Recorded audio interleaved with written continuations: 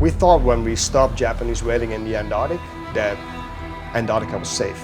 And yet here we are, again dealing with a fishery, this time a legal fishery, that is causing massive damage to the ecosystem because they're taking the very basis of the food system away from the ecosystem. We have to shut down this fishery. From the moment you see a trawler pulling their nets next to fin whales, there is no doubt that it is not sustainable. Once we see the consequences of our actions, it's already late because something is already happening. If we have to, we'll come down here as many times as necessary until we achieve our goals. This is our third campaign, documenting the krill fishing fleet.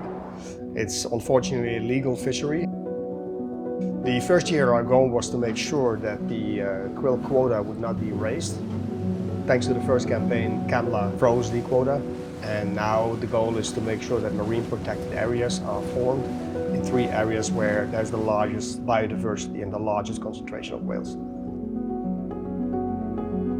By the 1970s, there was a full-scale, multi-vessel, multi-nation krill fishing operation in the Southern Ocean. And the Antarctic Treaty System was new at the time, but folks on the scientific committee were like, hey, we've seen this before. This happened with whaling, and they wanted to prevent that. And so they developed this organization called CAMLR, which is the Convention for the Conservation of Antarctic Marine Living Resources.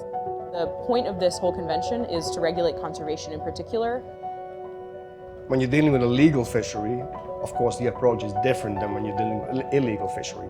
Illegal fishery, you can confiscate their nets, you can stop them from deploying their nets, you can take actions to actually stop the vessel from fishing. When you're dealing with a legal fishery, you have to gather evidence to get the laws changed. And that's what we're doing down here. We're gathering evidence now together with scientists to make sure that we can get the laws in place to protect these areas from this destructive fishery. When you're looking at Antarctica, an area that's only been discovered recently when you're looking at the history of the planet. So there's still a lot of the area that is unknown to people. There's still a lot of wildlife that is very little known about the wildlife. When we are navigating through these waters, we find areas on the charts that are uncharted. Nobody's ever actually been there. And yet we have this industry here, factories that are floating right through it, processing wildlife into product. It's disgusting. We want to show the world what's happening down here. We want to show that this is such a pristine environment. There should be no human activity down here.